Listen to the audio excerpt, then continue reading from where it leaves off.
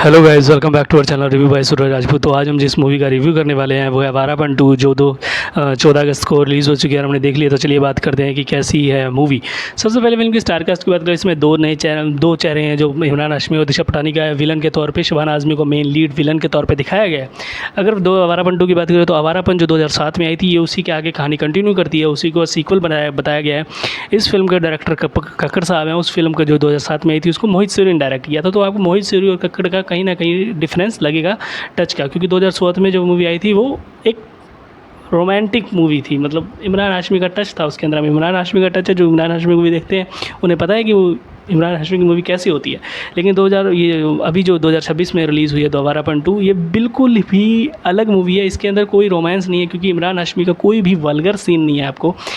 अगर मैं first half की बात कर लूँ आवारापन 2 के, तो आवारापन 2 के अंदर जो 15-20 मिनट के स्टार्टिंग के सीन है, that was mind blowing. Entry बहुत कमाल की होती है इमरान हाशमी की, जो बहुत अच्छी तरह से स्क्रीन प्ले लिखा गया है इमरान हाशमी के रोल के लिए। इमरान हाशमी ने काम भी बहुत अच्छे से किया है। 15-20 मिनट की जो स्टार्टिंग है हिस्सा है, वो फिल्म जोड़ के रखती है, कनेक्ट करती है आपको एकदम से। मतलब नॉस्टैल्जिया फील करा देती है आपको, 2007 की याद आती है बहुत ज़्यादा। क्योंकि जो फिल्म के अंदर गाने लिए गए हैं, स्क्रीन प्ले से ज़्यादा गाने हैं वो 2007 वाले हैं। काफ़ी गाने नए भी हैं, लेकिन नए गाने ओके हैं, लेकिन जो पुराने गाने रिमिक्स करके यूज़ किए गए हैं, दैट वाज माइंड ब्लोइंग। बहुत ज़्यादा अच्छा लगता है आपको म्यूज़िक सुन के। और की फैक्टर है, मैंने हमेशा से कहा कि इमरान हाशमी की फ़िल्म चले ना चले, लेकिन उसकी फ़िल्मों के गाने बहुत ज़्यादा कमाल के होते हैं। जैसे आवारापन 2 के अंदर आवारापन के गाने 19 साल पहले जो रिलीज़ हुई थी, उसके गाने को रिमिक्स किया गया, लेकिन फिर भी लोगों को सुनने में मज़ा आ रहा है, लोगों को फ़िल्म देखने में मज़ा आ रहा है। अगर मैं एक पर्टिकुलर गाने को तेरा मेरा मिलना और वो सब गाना अमेजिंग लगता है। और जिस तरह से जिस जगह पर उस गाने हर गाने की अपनी खासियत है, और जिस जगह पर उसे यूज़ किया गया है वो और भी ज़्यादा गाने को निखार देता है। शायद सुनने में उतना मज़ा ना देते हो, लेकिन थिएटर के अंदर जब वो बजता है और उसके साथ वो वीडियो चलता रहता है, सो आपको जब पूरी फिल्म देखते हो तो आपको पता चलता है कि हाँ, ये गाना इसलिए बज रहा है, इसलिए मज़ा भी आता है आपको लोगों को देखने में।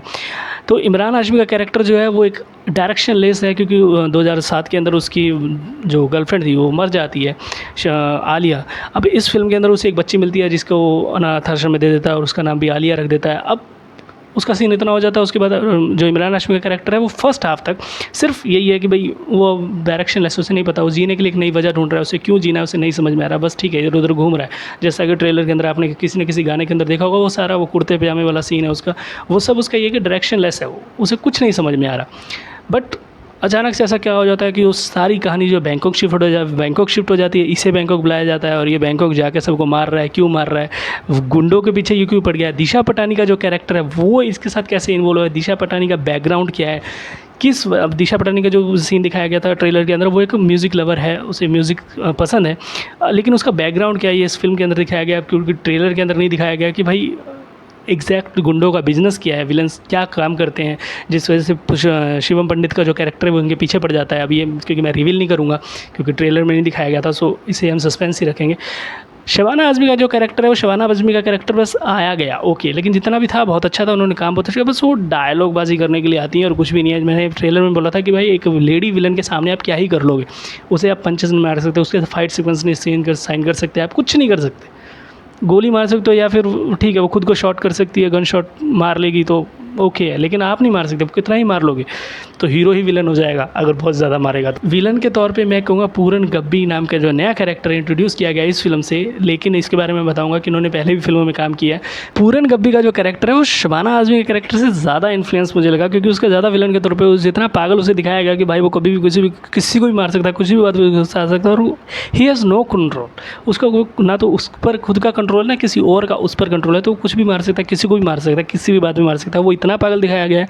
आपने मिर्ज़ापुर देखा है, मिर्ज़ापुर में जो दिव्येंदु का किरदार है मुन्ना भैया का, वो जितना पागल दिखाया गया है अभी, वो कुछ भी कर सकता है, किसी भी टाइम पे उसको कोई भी बात बुरी लग सकती है। सेम कैरेक्टर आप पकड़ सकते हो, उसका रेफरेंस लग सकते हो कि भाई वो उतना ही पागल दिखाया गया है, और उतना होना भी चाहिए। आई थिंक आपको विलन तगड़ा होगा तभी हीरो की एंट्री पे मज़ा आएगा कि भैया अब आ गया तो अब वो मारेगा। लल्लू पप्पू साहब विलन होगा तो फिर मज़ा ही नहीं आएगा।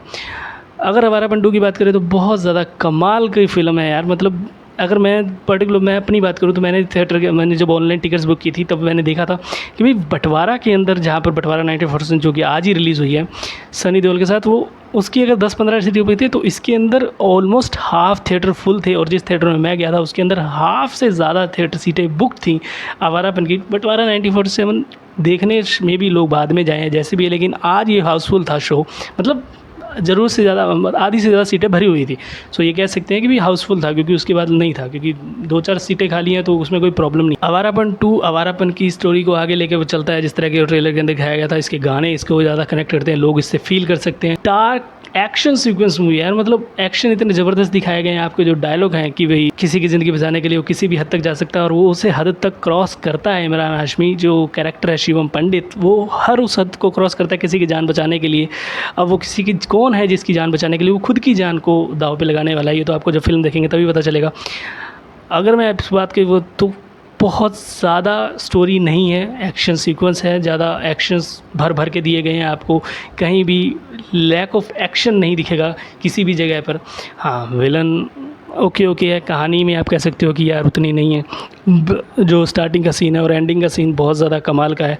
बीच वाला हिस्सा जो है बस ठीक है, कहानी कनेक्ट कर रही है। सेकंड हाफ के बाद वो एक्शन वगैरह शुरू हो जाता है तो आपको और ज़्यादा मज़ा आता है। फर्स्ट हाफ ओके है। अगर इस फिल्म के स्टार की बात करें तो इसके अंदर 3.5 आउट ऑफ 5 स्टार मिलते हैं अपने नेक्स्ट रिव्यू के अंदर। तब तक tata bye bye, thank you, signing of.